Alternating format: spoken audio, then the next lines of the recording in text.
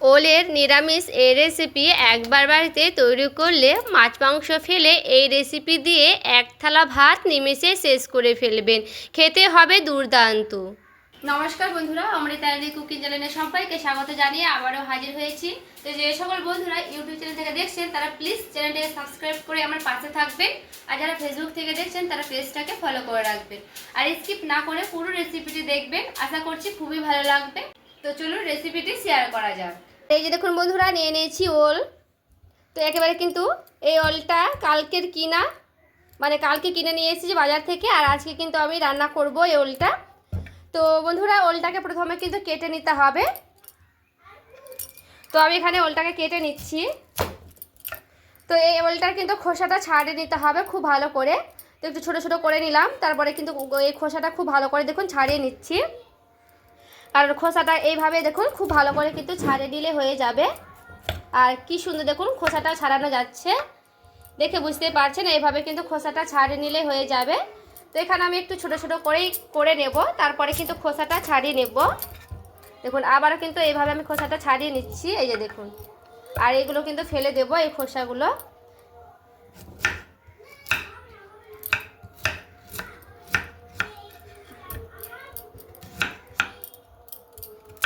আর এই যে দেখুন বন্ধুরা, সবগুলো কিন্তু খোসা আমার ছাড়ানো হয়ে গেছে, দেখে বুঝতে পারছেন। এরপরে এই খোসাগুলো কিন্তু আমি ফেলে দেব। এরপরে দেখুন এই ওলটাকে আমি কিভাবে কাটছি দেখুন। এরপরে ডুমো ডুমো করে কেটে নেব, এই যে দেখুন। এইভাবে কেটে নিলে কিন্তু হয়ে যাবে। খুব ডুমো ডুমো করে না কাটলে হবে, এই যে এইভাবে কিন্তু কেটে কেটে নিলেই হয়ে যাবে। তো আমি কিন্তু এইভাবে কাটছি, আপনারা যেমন করে ইচ্ছে তেমন করে কিন্তু কেটে নিতে পারেন, আপনাদের সেটা ইচ্ছে মতো। তো দেখুন আমি কিন্তু এইভাবে খুব ভালো করে পিস পিস করে কেটে নিলাম। তো সবগুলোকে কিন্তু আমি এইভাবেই কেটে নেব, তারপরে ফিরে আসছি। এই দেখুন বন্ধুরা, খুব ভালো করে কিন্তু আমার কাটানো হয়ে গেছে। এরপরে একটা বাটিতে জল নিয়ে নিয়েছি, তো জলে আমি ধুয়ে নিচ্ছি খুব ভালো করে। এখন একটা কড়াই বসে নিয়েছি, কড়াই দিয়ে দিচ্ছি জল। পরে ওলগুলো যে কাটা ধুয়ে রেখেছিলাম ওলগুলোকে দিয়ে দিচ্ছি এইভাবে।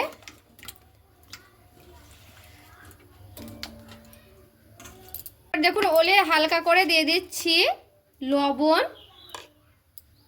দিব হলুদের গুঁড়া সামান্য করে।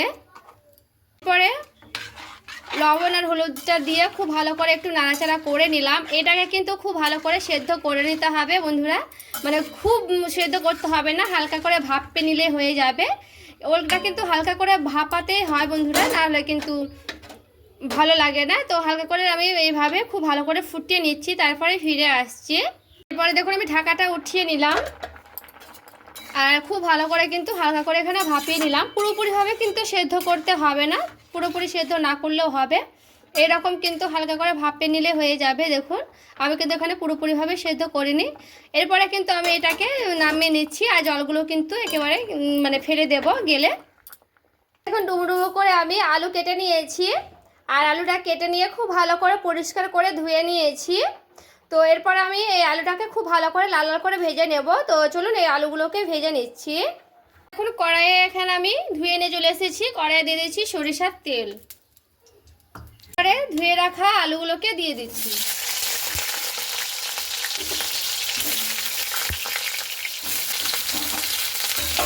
আলুটাকে খুব ভালো করে লাল লাল করে ভেজে নিতে হবে। এখানে আমি আলুটাকে খুব সুন্দর করে লাল লাল করে ভেজে নিচ্ছি। এরপরে দেখুন বন্ধুরা, আলুটা আমার খুব ভালো করে লাল লাল করে ভেজে নিয়েছি। আর এখানে দেখুন খুব সুন্দর করে একেবারে লাল লাল করে কিন্তু ভেজে নিয়েছি। তো এরপরে আলুটাকে আমি উঠিয়ে নিচ্ছি। এরপরে দেখুন যে ওলটাকে আমি মানে হালকা ভাপিয়ে নিয়েছিলাম, এরপরে তেলে ভেজে নেব।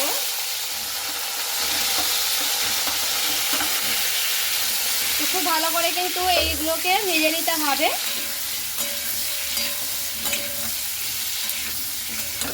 একটা মশলা রেডি করব, তার জন্য নিয়েছি আদা, জিরে, লঙ্কা, টমেটো। আজকে রেসিপিটি সম্পূর্ণ নিরামিষ তৈরি করব বন্ধুরা। তো দিয়ে দিচ্ছি, খুব ভালো করে একটা মিহি পেস্ট করে নেব, তারপরে ফিরে আসছি। দেখুন খুব ভালো করে একটা মিহি পেস্ট করে নিয়েছি। দেখুন ওলটা আমার খুব ভালো করে কিন্তু ভেজে নিয়েছি, এইভাবে লাল লাল করে কড়া কড়া করে কিন্তু ভেজে নিতে হবে। তো এটা কিন্তু আমার খুব ভালো করে ভাজানো হয়ে গেছে। তো খুব ভালো করে দেখুন উঠিয়ে নিলাম ওলগুলোকে। পরে দিয়ে দিচ্ছি কড়াইয়ে আবারও তেল, দিয়ে দিচ্ছি অল্প করে সাদা জিরে। জিরেটাকে হালকা করে একটু এইভাবে নাড়াচাড়া করে নিলাম। তেলটা কিন্তু প্রচুর পরিমাণে গরম রয়েছে বন্ধুরা, এখানে তেলটা কিন্তু আমি খুব ভালো করে গরম করে নিয়েছি। এরপরে দেখুন আমি মশলাটা দিয়ে দিচ্ছি। এরপরে দেখুন মশলাটা আমার খুব ভালো করে কিন্তু দিয়ে দিয়েছি সবগুলোই। এখানে দিয়ে দিচ্ছি মাপ মতো লবণ, পরিমাণ মতো যেমন লাগবে। এবারে দিয়ে দিচ্ছি হলুদের গুঁড়া, কাশ্মীরি লঙ্কার গুঁড়া। এরপরে খুব ভালো করে মশলাটা এখানে কষিয়ে নিতে হবে। তো এখানে আমি মশলাটাকে খুব সুন্দর করে কিন্তু কষিয়ে নেব। দেখুন মশলাটা আমার খুব ভালো করে কিন্তু কষানো হয়ে গেছে বন্ধুরা, দেখে বুঝতে পারছেন। মশলা থেকে যখন তেলগুলো ছেড়ে ছেড়ে যাবে তখনই কিন্তু বুঝতে পারবেন যে মশলাটা আমার পুরোপুরিভাবে কষানো হয়ে গেছে। অল্প করে দিয়ে দিচ্ছি চিনি। চিনিটা দিয়ে মশলাটার সঙ্গে খুব ভালো করে একটু কষিয়ে নিচ্ছি। পরে দিয়ে দিতে হবে ভেজে রাখা আলুগুলোকে। আলুটাকে দিয়ে 1 মিনিটের মতো একটু ভালো করে নাড়াচাড়া করে নিতে হবে। এরপরে আলুটা মশলার সঙ্গে 1 মিনিটের মতো কষানো হয়ে গেলে দিয়ে দিতে হবে সেই ওলগুলোকে। ভেজে রাখা ওলগুলো দিয়ে আবারও আমি খুব ভালো করে একটু কষিয়ে নেব।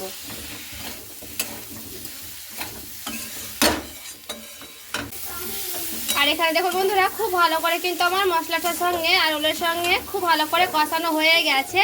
তো দেখুন খুব ভালো করে কিন্তু আমার কষানো হয়ে গেছে। তো এরপরে আমি দিয়ে দিচ্ছি জল পরিমাণ মতো। এরপরে জলটা দিয়ে খুব ভালো করে এইভাবে একটু নাড়াচাড়া করে নিচ্ছি। এতে করে আলুগুলোকে সিদ্ধ করে নিতে হবে খুব ভালো করে। আর এই জলে কিন্তু ওলগুলোও কিন্তু খুব ভালো করে সেদ্ধ হয়ে যাবে। তো এখানে খুব ভালো করে টকবক করে ফুটিয়ে নিতে হবে। তো পুরোপুরিভাবে সেদ্ধ হয়ে যাচ্ছে, তারপরে ফিরে আসছি। এখানে দেখুন বন্ধুরা খুব ভালো করে কিন্তু টকবক করে ফুটিয়ে নিয়েছি। আর এখানে দেখুন খুব ভালো করে কিন্তু আলুগুলো সেদ্ধ হয়ে গেছে আর ওলগুলোও কিন্তু খুব সুন্দর সেদ্ধ হয়ে গেছে। আমি একটা দেখাচ্ছি, দেখুন এই যে দেখুন কি সুন্দর কিন্তু সেদ্ধ হয়েছে। এটা কিন্তু ওল বন্ধুরা, দেখে বুঝতে পারছেন। আর আলুটাও দেখুন দেখাচ্ছে, এই যে আলুটা খুব ভালো করে কিন্তু সেদ্ধ হয়ে গেছে পারফেক্টভাবে। তো আর দেখুন দেখতে কতটা লোভনীয় হয়েছে। এরকম কিন্তু হালকা আমি ধরে রাখছি, কারণ এরকমই কিন্তু রাখবো। আর হালকা ঠান্ডা হয়ে গেলে কিন্তু একেবারে শুকনো হয়ে যাবে, কারণ ওলে কিন্তু একটু জল টানে তার জন্য। তো এরপর আমি নামিয়ে নিচ্ছি, তারপরে দেখাচ্ছি ফাইনাল লুকটা কেমন হয়েছে। আর এই যে দেখুন বন্ধুরা রেডি করে নিয়ে চলে এসেছি। আর দেখতে দেখুন কতটা লোভনীয় হয়েছে। আর খেতেও কিন্তু দারুণ লাগে এগুলো।